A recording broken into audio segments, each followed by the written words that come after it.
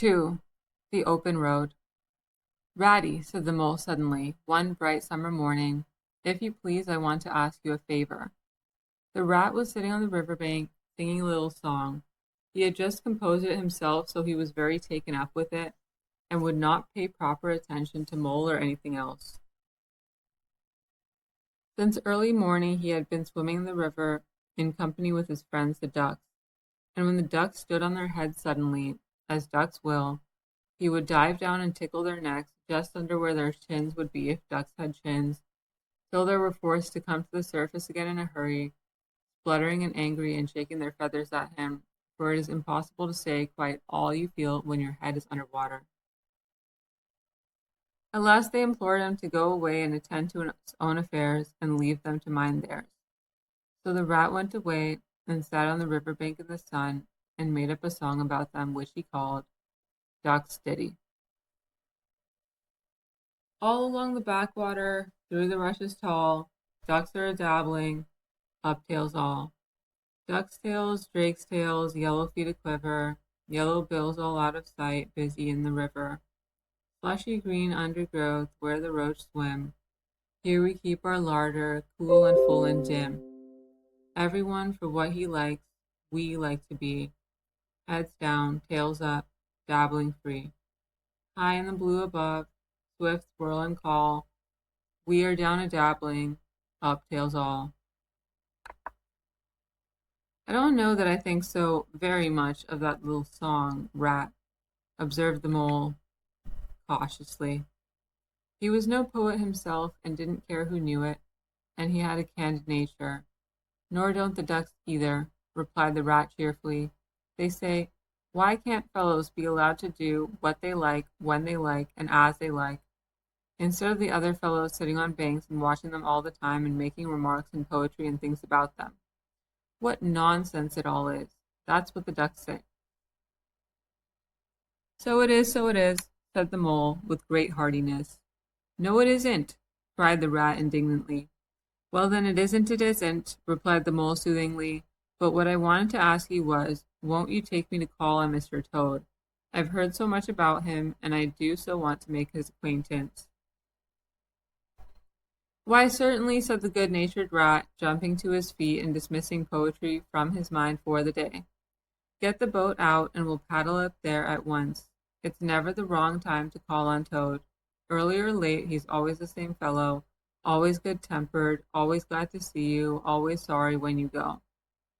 He must be a very nice animal, observed the mole as he got into the boat and took the sculls, while the rat settled himself comfortably in the stern. He is indeed the best of animals, replied Rat, so simple, so good-natured, and so affectionate. Perhaps he's not very clever, we can't all be geniuses, and it may be that he is both boastful and conceited, but he has got some great qualities, has Toady. Rounding a bend in the river, they came in the sight of a handsome, dignified old house of mellowed red brick, with well-kept lawns reaching down to the water's edge. There's Toad Hall, said the rat, and that creek on the left, where the notice board says private, no landing allowed, leads to his boathouse, where we'll leave the boat. The stables are over there to the right.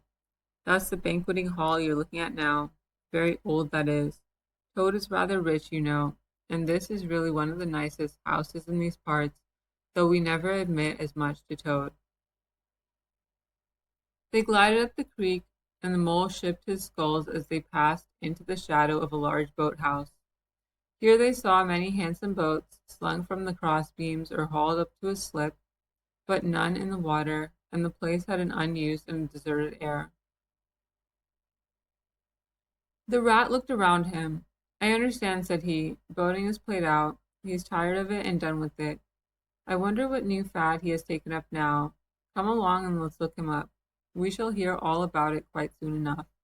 They disembarked and strolled across the gay flower-decked lawns in search of Toad, whom they presently happened upon resting in a wicker garden chair, with a preoccupied expression of face and a large map spread out on his knees. Hooray, he cried, jumping up on seeing them. This is splendid. He shook the paws of both of them warmly, never waiting for an introduction to the mole. How kind of you, he went on, dancing round at them. I was just going to send a boat down the river for you, Ratty, with strict orders that you were to be fetched up here at once, whatever you were doing. I want you badly, both of you. Now what will you take? Come inside and have something. You don't know how lucky it is you're turning up just now. Let's sit quiet a bit, Toady, said the rat, throwing himself into an easy chair, while the mole took another by the side of him and made some civil remark about Toad's delightful residence. Finest house on the whole river, cried Toad boisterously, or anywhere else for that matter, he could not help adding. Here the rat nudged the mole. Unfortunately, the toad saw him do it and turned very red. There was a moment's painful silence. Then Toad burst out laughing. All right, Ratty, he said. It's only my way, you know, and it's not such a very bad house, is it? You know you rather like it yourself. Now look here, let's be sensible. You are the very animals I wanted. You've got to help me. It's most important. It's about your rowing, I suppose, said the rat with an innocent air. You're getting on fairly well, though you splash quite a good bit still. With a great deal of practice and any quantity of coaching, you may. Oh, pooh, boating, interrupted the toad in great disgust. Silly boyish amusement. I've given that up long ago. Sheer waste of time, that's what it is. It makes me downright sorry to see you fellows, who ought to know better, spending all your energies in that aimless manner. No, I've discovered the real thing, the only genuine occupation for a lifetime. I propose to devote the remainder of mine to it, and can only regret the wasted years that lie behind me, squandered in trivialities. Come with me, dear Ratty, and your amiable friend also, if you will be so very good, just as far as the stable yard, and you shall see what you shall see.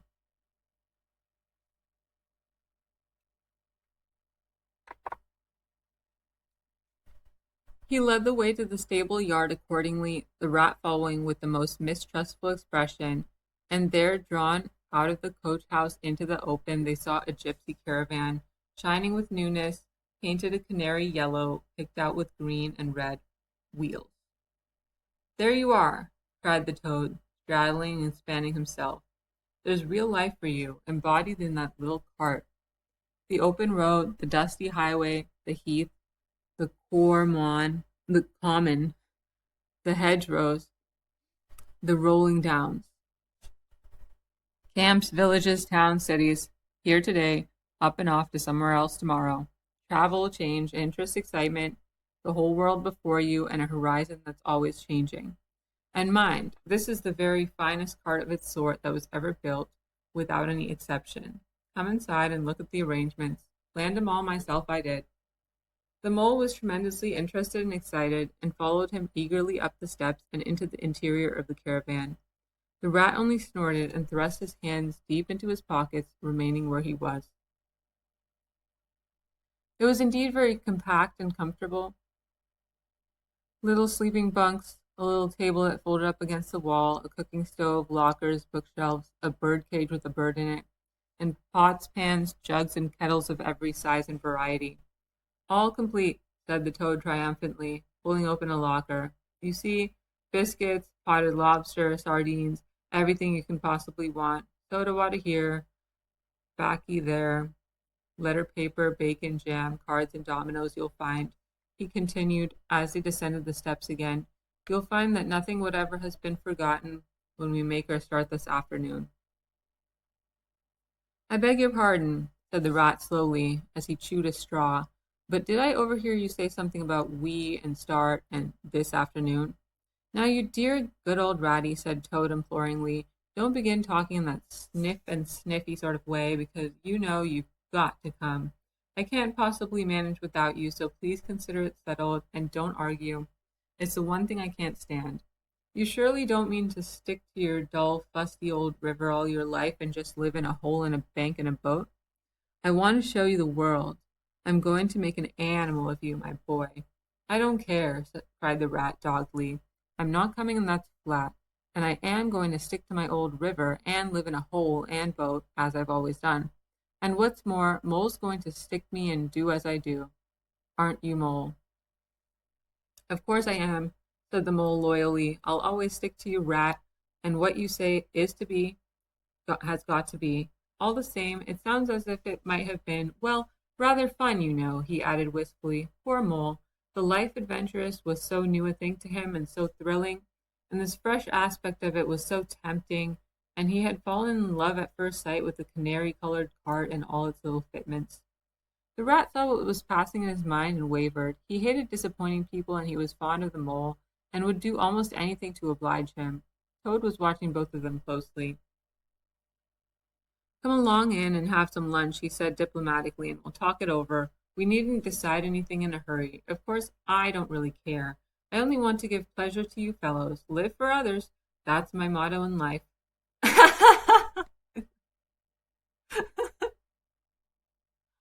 During luncheon, which was excellent, of course, as everything in Toad Hall always was, the Toad simply let himself go. Disregarding the rat, he proceeded to play upon the inexperienced mole as on a harp. Naturally a voluble animal and always mastered by his imagination, he painted the prospects of the trip and the joys of the open life and the roadside in such glowing colors that the mole could hardly sit in his chair for excitement.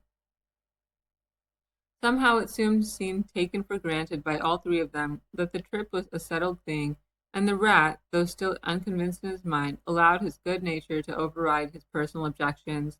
He could not bear to disappoint his two friends, who were already deep in schemes and anticipations, planning out each day's separate occupation for several weeks ahead. When they were quite ready, the now triumphant Toad led his companions to the paddock and set them to capture the old gray horse, who, without having been consulted, and to his own extreme annoyance, had been told off by Toad for the dustiest job in this dusty expedition. He frankly preferred the paddock and took a great deal of catching. Meantime, Toad packed the lockers still tighter with the necessaries and hung nose bags, nets of onions, bundles of hay, and baskets from the bottom of the cart. At last the horse was caught and harnessed, and they set off, all talking at once, each animal either trudging by the side of the cart or sitting on the shaft as the humor took him. It was a golden afternoon. The smell of the dust they kicked up was rich and satisfying. Out of thick orchards on either side the road, birds called and whistled to them cheerily. Good-natured wayfarers passing them gave them good day or stopped to say nice things about their beautiful cart, and rabbits sitting at their front doors in the hedgerows held up their forepaws and said, "Oh my, oh my, oh my." Late in the evening, tired and happy and miles from home, they drew up on a remote common far from habitations, turned the horse loose to graze, and ate their simple supper sitting on the grass by the side of the cart. Toad talked big about all he was going to do in the days to come, while stars grew fuller and larger all around them, and a yellow moon, appearing suddenly and silently from nowhere in particular, came to keep them company and listen to their talk. At last they turned into their little bunks in the cart, and Toad, kicking out his legs, sleepily said, "Well, good night, you fellows. This is the real life for a gentleman. Talk about your old river." "I don't talk about my river," replied the patient rat. "You know I don't, Toad. But I think about it," he added pathetically, in a lower tone. "I think about it all the time." The mole reached out from under its blanket, felt for the rat's paw in the darkness, and gave it a squeeze. "I'll do whatever you like, Ratty," he whispered. "Shall we run away tomorrow morning quite early, very early, and go back to our dear old hole in the river?" "No, no, we'll see it out," whispered back the rat. "Thanks awfully, but I ought to stick by Toad till this trip is ended. It wouldn't be safe for him to be left to himself. It won't take very long. His fads never do. Good night." The end was indeed nearer than even the rat suspected. After so much open-air excitement, the Toad slept very soundly, and no amount of shaking could rouse him out of bed next morning. So the mole and rat turned to, quietly and manfully, and while the rat saw to the horse and lit a fire and cleaned last night's cups and platters and got things ready for breakfast, the mole trudged off to the nearest village a long way off for milk and eggs and various necessities that Toad had, of course, forgotten to provide. The hard work had all been done, and the two animals were resting, thoroughly exhausted, by the time Toad appeared on the scene, fresh and gay, remarking what a pleasant, easy life it was they were all leading now, after the cares and worries and fatigues of housekeeping at home. They had a pleasant ramble that day over grassy downs and along narrow by lanes, and camped as before on a common. Only this time the two guests took care that Toad should do his fair share of work. In consequence, when the time came for starting next morning, Toad was by no means so rapturous about the simplicity of the primitive life, and indeed attempted to resume his place in his bunk, whence he was hauled by force. Their way lay as before across country by narrow lanes, and it was not till the afternoon that they came out on the high road, their first high road, and their disaster, fleet and unforeseen, sprang out on them, disaster momentous indeed to their expedition, but simply overwhelming in its effect on the after career of Toad.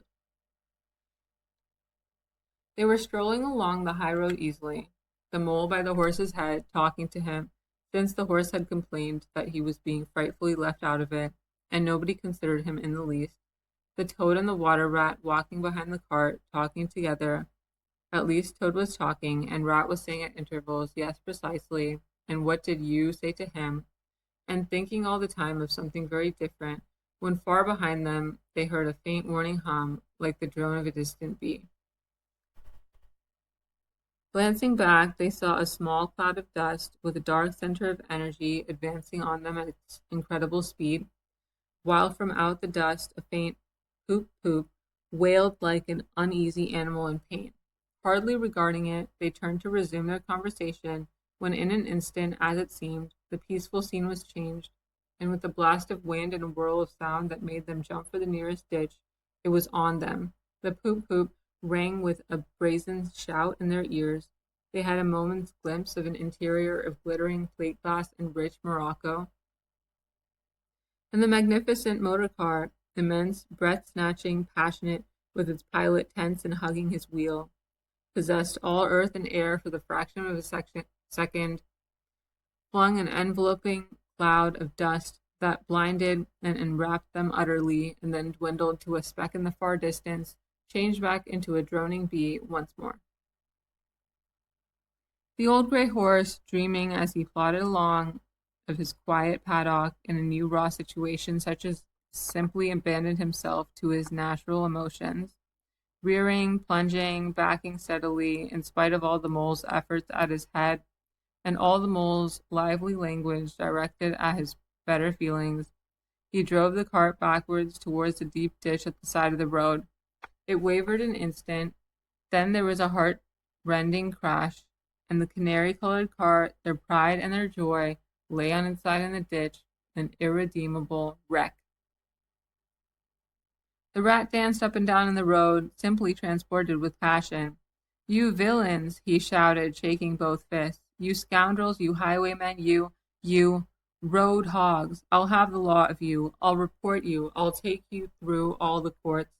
His homesickness had quite slipped away from him, and for the moment he was the skipper of the canary-colored vessel, driven on a shoal by the reckless jockeying of rival mariners.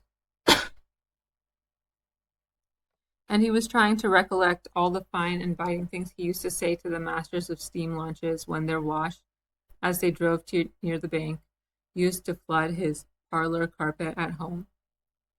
Toad sat straight down in the middle of the dusty road, his legs stretched out before him, and stared fixedly in the direction of the disappearing motor car.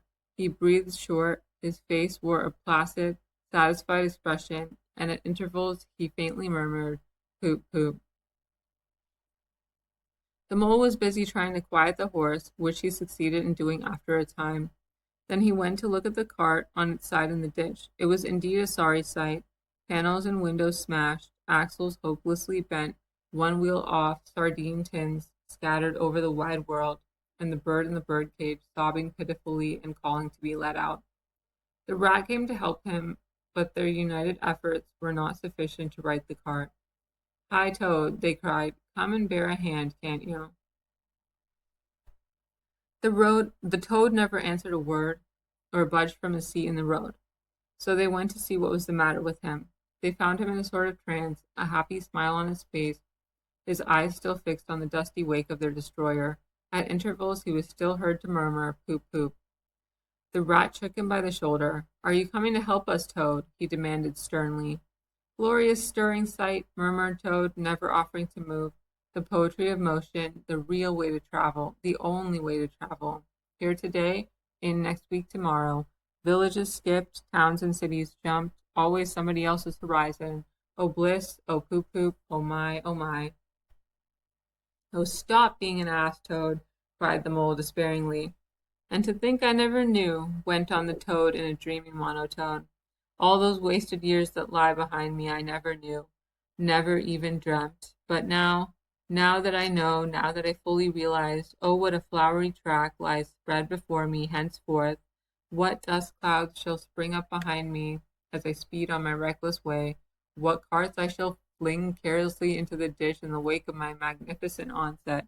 Poor little carts, common carts, canary-colored carts. What are we to do with him? Asked the mole of the water rat. Nothing at all, replied the rat firmly, because there is really nothing to be done. You see, I know him from of old.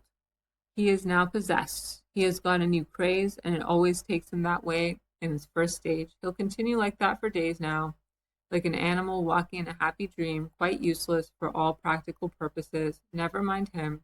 Let's go and see what there is to be done about the cart.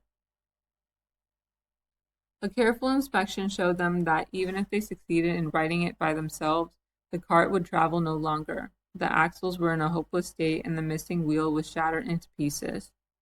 The rat knotted the horse's reins over his back and took him by the head, carrying the bird cage and its hysterical occupant in the other hand.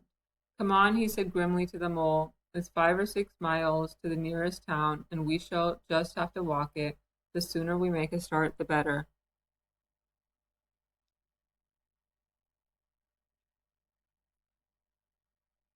But what about Toad? Asked the mole anxiously as they set off together. We can't leave him here, sitting in the middle of the road by himself, in the distracted state he's in. It's not safe. Supposing another thing were to come along.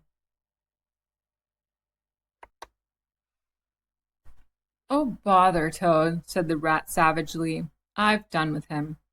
They had not proceeded very far on their way, however, when there was a pattering of feet behind them, and Toad caught them up and thrust a paw inside the elbow of each of them, still breathing short and staring into vacancy. Now look here, Toad, said the rat sharply. As soon as we get to the town, you'll have to go straight to the police station and see if they know anything about that motor car and who it belongs to, and lodge a complaint against it. And then you'll have to go to a blacksmith's or a wheelwright's and arrange for the cart to be fetched and mended and put to rights. It'll take time, but it's not quite a hopeless smash. Meanwhile, the mole and I will go to an inn and find comfortable rooms where we can stay till the cart's ready and till your nerves have recovered their shock. Police station, complaint, murmured Toad dreamily. Me complain of that beautiful, that heavenly vision that has been vouchsafed me. Mend the cart.